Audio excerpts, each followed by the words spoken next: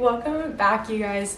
So I kind of wanted to sit down and just chat about like my goals for 2021, because I feel like when I hear other people make goals for themselves, it kind of inspires me to think about what I can set as a goal or what I can do better.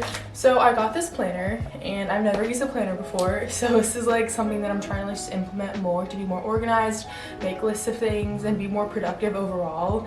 And I kind of just wrote down things in 2021 I want to do better or incorporate into like my daily life in order to just be better overall. When it comes to like setting goals for the new year, I feel like people are always like, I want to lose 20 pounds.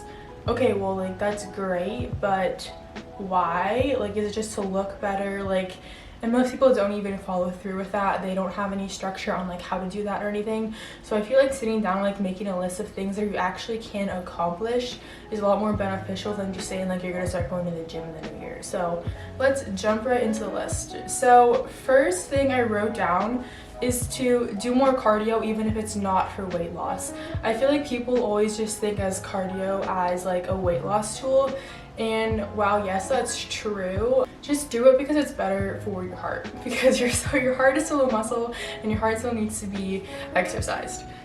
The second one is to read more. Now, I'm definitely not a reader at all. I never read books unless it's a mandatory reading that I have to do for class. It's like in a textbook or an assigned reading or something like that. Reading for class is a good way to educate yourself on certain topics and your major and things like that.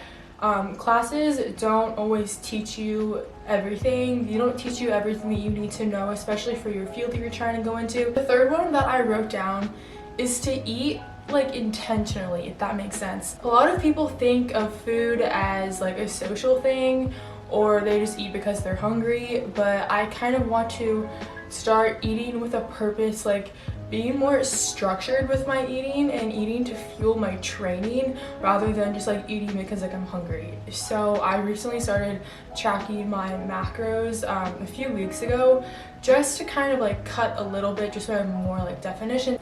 But it has been more helpful to be more mindful about what I'm eating, and you can kind of like learn to eye out portions, things like that, and like know how much protein you're eating per day. And I feel like that is something everybody should know how to do, not necessarily be tracking their macros every day 24/7. Just having more knowledge on like how much you should be eating or how much protein you should be having is really important, just as a life skill in general. And the fourth one is to spend less money at Dunkin' and Starbucks.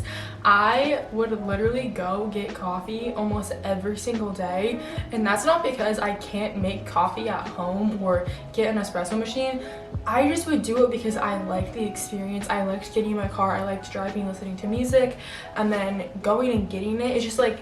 It's just as fun to me, and I guess I need to figure out other ways to, I guess, make my coffee at home and avoid doing that, because it's kind of just a waste of money in general.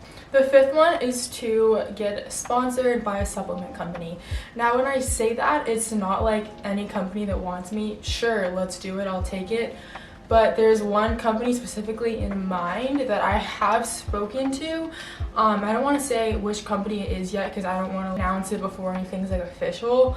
But there's a company in mind that I'm referring to, and I honestly wouldn't even jump at any company, even if it was a really good company. If I didn't try their products and like it, I wouldn't just like sign with a random company. But yeah, so there's a company in mind that I'm thinking of and referring to when I say this, but that would be a huge accomplishment for this year and something that I really am looking forward to and I hope happens, because that would just be amazing. And 6 is to start my own business.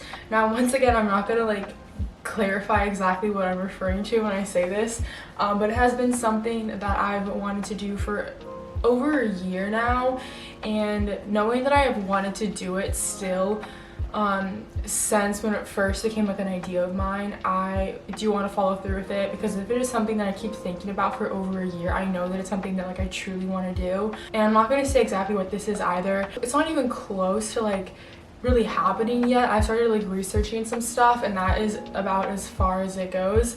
But yeah, so starting my own business is something that I really want to push for in 2021. I don't know if like anything would be like launched or finalized this year, but I at least want to get maybe like 70% close to like actually opening and starting that. 7 is graduate from college. I'm a senior right now at High Point University, and I have 1 semester left, and I'm so excited to be done. And just even thinking about the fact that like school starting back up next week, I'm like, oh my gosh, like it just gives me so much anxiety and stress. It's a privilege to go to college, but I also feel like it really limits people that aren't like solely focused on classes. And I have a lot of other stuff going on aside from school, and I actually try to minimize how much time I spend on campus anyways. I don't even live on campus. I didn't even go to classes in person last semester. I did opt out of that option last semester, so I wasn't even physically there. Like my mind is just so disconnected from the idea of college, but I'm still going because I know that I want a degree. I'm just really excited to graduate and kind of have that off my plate. Number 8 is to find where I want to live. That sounds really strange, but I used to live in California, and then I moved to North Carolina to go to High Point University, and I have a house here. I don't live on campus, so pretty much you could say that I live here now. It wasn't anything that like was supposed to just be like a finalized move. I'm staying here, like it's not how it is. I'm only here because of school. I transferred here as a junior, so like this area is completely new to me. Like I don't really like it here either. It's not the environment for me, I would say. So I really want to find somewhere that I would like to live, and I don't see myself going back to California for multiple reasons. I used to think that I would just move back there after school, but like I don't think that's gonna be the case anymore. Number 9 is to start my online coaching business. So being an online coach is something that like I kind of had in mind doing when I chose the exercise science major, and I have not started any like online coaching yet, just because like I want to know that I'm gonna be the absolute best coach to any client that I take on. And that's definitely something that I feel like I'm gonna be starting soon. I just wanted to make sure that once the semester starts, I'm gonna have time throughout the day that I'm going to be able to set aside to check in with my clients and update their programs, things like that, and just make sure that I can treat their training just as important as my own. Number 10 is to inspire more people. So by that, I just mean inspire people to live a healthier lifestyle and just be a better version of them. So when I first started my fitness Instagram, I did it with the intention of showing other people that going into the gym and getting a good workout in isn't as hard as you may think it is, and the gym is not as intimidating as some people may think as well. I was definitely one of those people that would just save any Instagram workout that I could find and just go in the gym and follow it step by step. I feel like a lot of people hold back their fitness goals because they just don't know where to start, and I want to be the person to guide you and take out any confusion or intimidation that you may have, because it's really not that hard, and you should start because you want to, because it's good for you. And don't let anybody intimidate you. Don't let people in the big guys in the gym like scare you away from the dumbbell rack. Like just go in there, do your thing. I promise you, like no one's watching you, and it's really like not that hard, and you will be so grateful that you started. Okay, so that's going to wrap it up. That was kind of like a shorter video. I kind of wanted to just share my goals with you guys. If you have any goals that you want to share with me, leave them down below in the comments. I would honestly love to hear what kind of goals you guys have for yourselves this year. Make sure to like, comment, and subscribe, and I'll see you in the next one.